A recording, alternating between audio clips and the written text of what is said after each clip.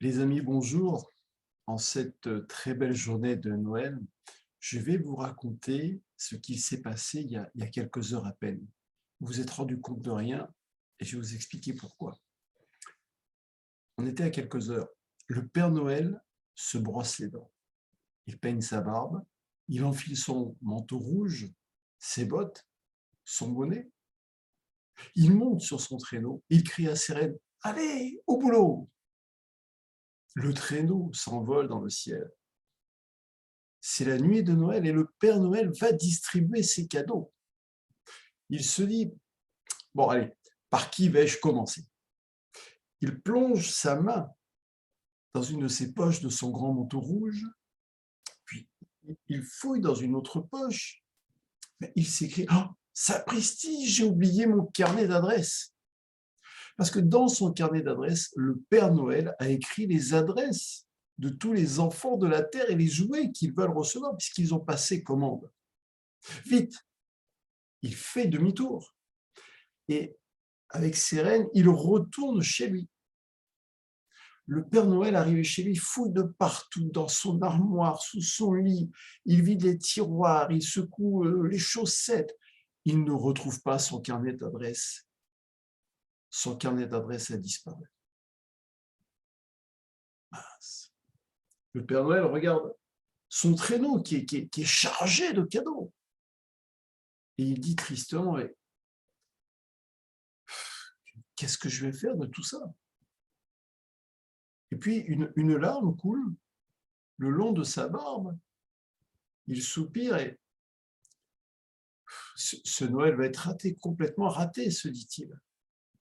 Et bien sûr, les reines du Père Noël commencent à s'impatienter. Ils secouent leurs clochettes. Le Père Noël caresse le grand reine qui conduit l'attelage, un petit peu le chef, et lui murmure: oui, oui, il est l'heure de partir, je sais, mais je ne sais plus dans quelle maison déposer mes jouets. Alors le grand reine, le chef, déclare: tu as perdu ton carnet d'adresse, vieil étourdi que tu es. Il ne reste qu'une solution.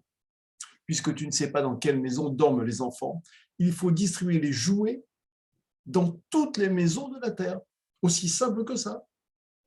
Allons, accroche les autres traîneaux derrière nous et on va chercher tous les jouets qui restent dans ton grenier. En même temps sonne l'horloge, vous savez, les 12 coups de minuit. Le Père Noël se met au travail, il court, il porte, il grogne, il porte tout ça. C'est pas facile, mais il le fait. Il remplit encore 5 traîneaux de jouets pour être sûr d'en avoir assez pour tous les enfants de la Terre.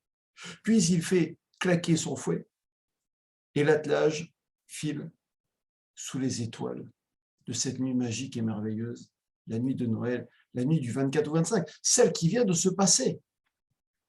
Le Père Noël n'a jamais connu une nuit aussi fatigante. Il dépose des paquets dans toutes les maisons, même dans les maisons où il n'y a pas d'enfants, de partout il les dépose. Le lendemain matin, les grands-mères trouvent des ours en peluche dans leurs chaussons.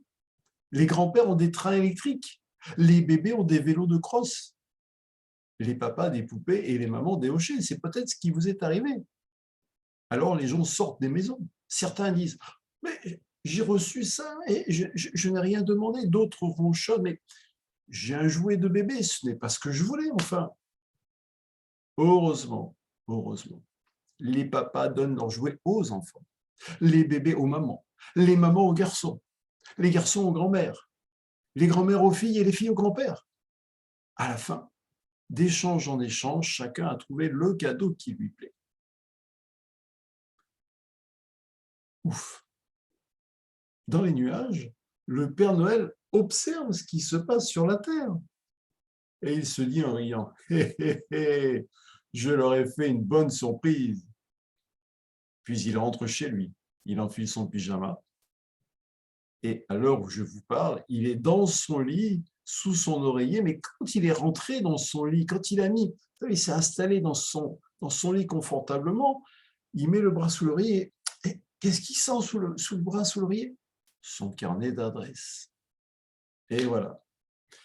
Néanmoins, tout est bien qui finit bien, ce qui vous permet de passez un très joyeux Noël, ce qui vous permet peut-être d'échanger avec les uns et les autres. Et puis cette histoire est extraite du livre Contes de Noël et de neige. C'est une histoire qui est écrite par Jean-Jacques Vacher et dans son livre illustré par Claude Lapointe, que je remercie pour cette merveilleuse histoire. Je vous souhaite un très joyeux Noël, que vous soyez seul, que vous soyez en famille, entre amis. C'est Noël, c'est la fête du cœur et je vous souhaite une excellente fête et une excellente continuation parce que Noël continue toujours dans vos cœurs. À très bientôt.